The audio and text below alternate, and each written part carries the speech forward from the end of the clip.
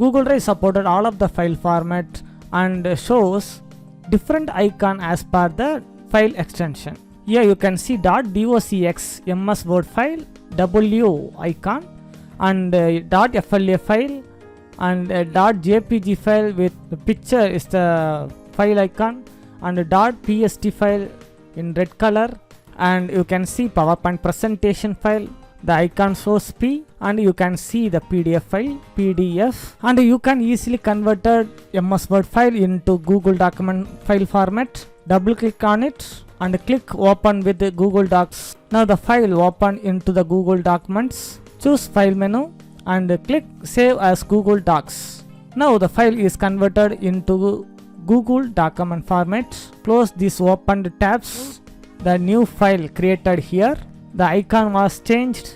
The icon shows this is not a MS Word file anymore. This is the Google document file format. In the same way, you can open PPT file and choose open with the Google Slides. In the same way, you can choose file menu and save as Google Slides. Now the file is converted into Google Slides format, and close the tabs opened. Here you can see the new created file. Now we can easily edit those files and apply all those options of the Google Slides and save it. Google Drive has the ability to convert document file into many file formats. Double click on Google Docs file. Now the file is opened on the new tab. Choose the file menu and choose download option.